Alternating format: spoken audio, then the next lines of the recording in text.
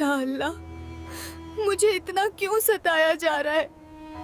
میں نے ایسا کون سا گناہ کیا ہے؟ اور میرے شوہر کا بھی انتقال ہو گیا، اب نہ سر پر سایہ ہے نہ گھر میں سہارا۔ برتن اچھے سے دھو اور صاف کر کے دے، اور اگر تو نے اپنے بیٹے کو بتایا تو جان سے مار دوں گی۔ اور ہاں، برتن دھونے کے بعد جھاڑو بھی مارنا، اور میرے لیے کھانا بنانا اور چائے بھی۔ یا اللہ، ہم بہت پریشان ہیں، ہماری اس پریشانی کو دور فرما دے، تیرے سوا کوئی مدد کے لائق نہیں۔ یہ آواز کسی فلم کی نہیں ہے، یہ اس ماں کی پکار ہے جو ہر روز اپنے گھر کے اندر ٹوٹتی جا رہی ہے۔ ایک ایسا گھر جہاں غریبی ہے، جہاں درد ہے، اور جہاں صبر کی ہر حد آزمائی جا رہی ہے۔ آج کی اس ویڈیو میں ایک ماں، ایک بیٹے اور ایک بہو کی اس سچائی کو دکھائے گی جو اکثر چار دیواروں کے اندر دبی رہ جاتی ہے۔ سوال صرف اتنا ہے، کیا اس ماں کا صبر اسے انصاف دلا پائے گا، یا وہی گھر اس کے درد کی وجہ بنے گا؟ پیارے دوستو، اگر ایک ماں پوری زندگی صرف اپنے بیٹے کے لیے جیے اور وہی بیٹا ایک دن اس کی سب سے بڑی پریچھا بن جائے، یہ کہانی کسی فلم کی نہیں ہے، یہ اس ماں کی ہے جو گاؤں کے ایک کچے گھر میں اپنی تقدیر سے لڑ رہی تھی۔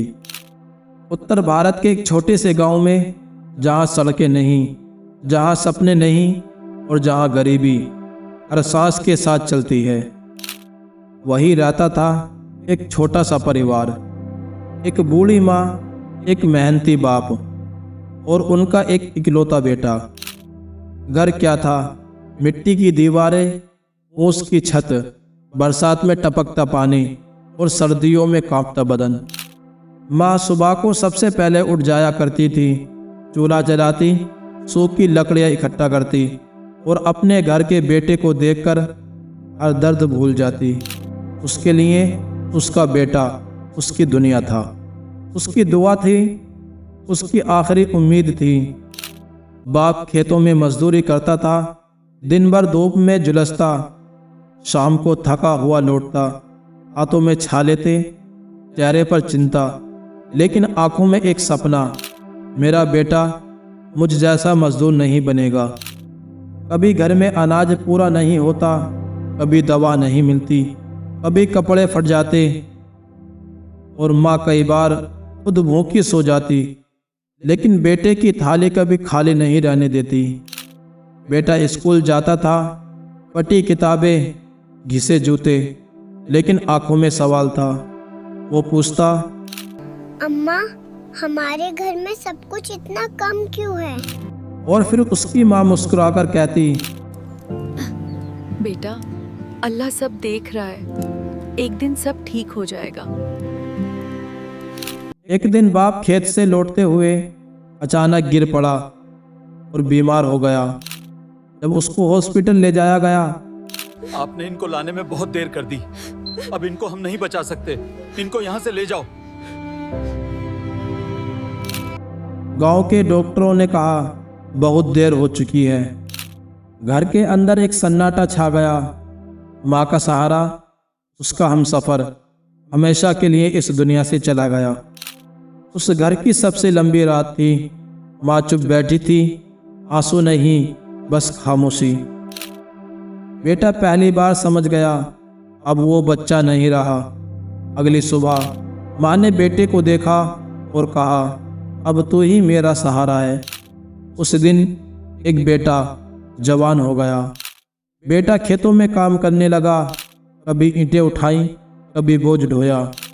ماں گھروں میں کام کرنے لگی، کبھی برتن، کبھی جھاڑو۔ دونوں نے مل کر گھر کو سنبھالا۔ ہر رات ماں نم آنکھوں سے دعا کرتی، یا اللہ، میرے بیٹے کو کامیاب کر دے، اچھا انسان بنائے رکھنا، بس اتنا ہی چاہیے۔ یا اللہ، میرے بیٹے کو اچھا انسان بنائے رکھنا، بس اتنا ہی چاہیے۔ لیکن ماں کیا جانتی تھی، جس بیٹے کے لیے وہ اپنی پوری زندگی جھونک رہی ہے، وہی بیٹا ایک دن اس کی سب سے بڑی پریشانی بنے گا، اور جس گھر کو وہ جوڑ کر رکھ رہی ہے वही घर उसका सब्र तोड़ेगा।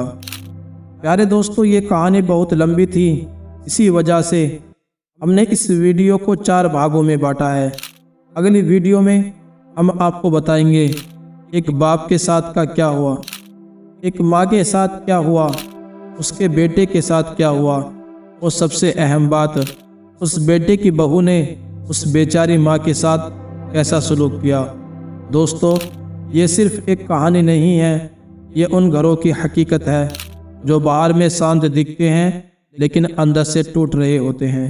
अगर आप जानना चाहते हैं कि घर के अंदर क्या होता है और क्या नहीं, तो हमसे जुड़े रहिएगा। इस वीडियो को लाइक कीजिए। अगली वीडियो देखने के लिए चैनल को सब्सक्राइब ज़रूर करें और इस वीडियो को अपने दोस्तों के साथ शेयर कीजिए ताकि लोगों को सच्चाई पता चल सके। तो दोस्तों, मिलते हैं नेक्स्ट वीडियो में, तब तक के लिए अल्लाह हाफिज़।